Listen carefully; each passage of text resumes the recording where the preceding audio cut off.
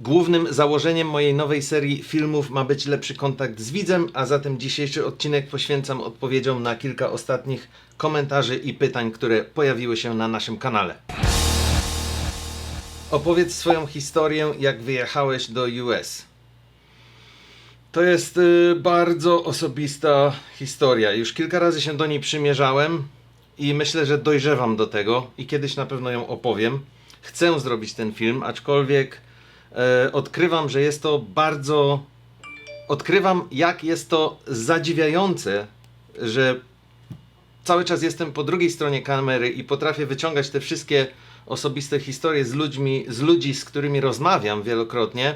Natomiast jak przychodzi mi opowiedzieć swoją własną, to pojawia się jakaś taka bariera, która jest ciężka do przeskoczenia. Ale dojrzewam do tego.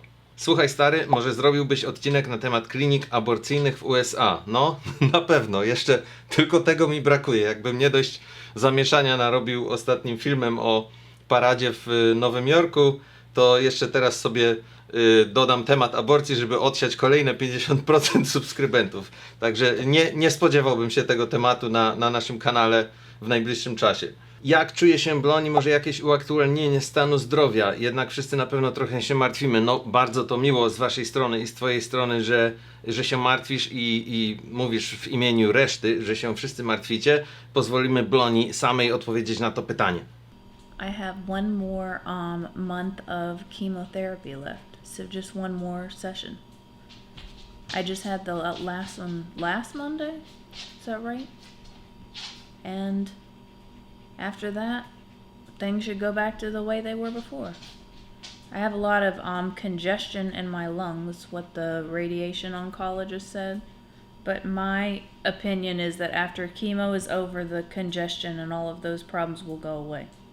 Overall, I feel the chemo affects mostly like the first week that it happens, and then things get better. In comparison to the last time, it's actually very similar after they lowered my chemotherapy dosage by 20% because I was having a lot of problems, and then after they did that, I feel so much better. It does make me worry, like, if they lowered it, is it as effective? But they keep assuring me that it is, and in that case I wonder, why don't they just lower it for everybody then?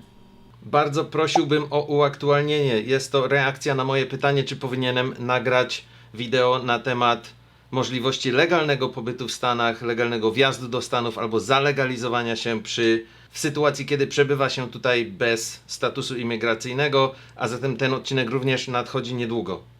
Jedna sprawa to, czy może ktoś być objęty deportacją, a druga sprawa to, czy nielegalny pobyt ma obecnie sens. Niestety tak już jest, że jak ktoś przebywa w Stanach trochę dłużej, to dochodzi do wniosku, że chciałby tu zostać na stałe i wtedy następuje zderzenie z rzeczywistością, ponieważ legalizacja pobytu jest praktycznie niemożliwa. Nie jest niemożliwa, istnieje oczywiście małżeństwo z obywatelem, ale to wszystko zależy, jeśli jest to osoba samotna, o której mówimy i faktycznie znajdzie sobie partnera życiowego, który jest obywatelem, to po zawarciu związku małżeńskiego proces jest bardzo krótki i prosty, bardzo szybki. Natomiast jeśli oczywiście mówimy o kimś, kto już jest w jakimś związku, to wtedy taka ewentualność praktycznie nie istnieje.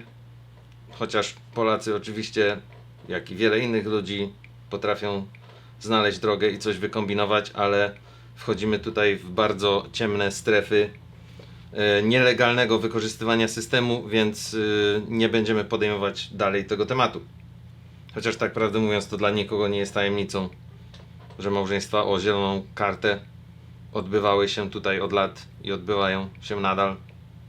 Często, czasami. Nie wiem nic na ten temat, tak prawdę mówiąc, oficjalnie. Wielka głupota chcieć mieszkać w USA, tam nie ma raju. USA nie jest wolnym państwem, jest pod okupacją poprawności politycznej. Już dawno nie ma tutaj poprawności politycznej. Od 2,5 roku krajem rządzi człowiek, który nie ma nic wspólnego z poprawnością polityczną. Większość polskiej imigracji z lat 1990-2000 wyjechało na wizach turystycznych i jak to się stało, że się zalegalizowali, skoro ostatnia amnestia była za Reagana, a nie każdy się też tam ożenił. Oczywiście przed rokiem 2001, przed 11 września 2001 można się było sponsorować przez pracę. Był to proces w miarę długi i w miarę kosztowny, ale takie sponsorowanie to praktycznie była standardowa droga do otrzymania tutaj stałego pobytu, nawet jeśli się było przez jakiś czas nielegalnie, przez jakiś czas bez statusu imigracyjnego. Więcej o tym w nadchodzącym filmie o legalnym pobycie w USA. Na dzisiaj to tyle. Dzięki wielkie za uwagę. Komentujcie i pytajcie więcej i postaram się odpowiedzieć najlepiej jak potrafię. Do zobaczenia jutro.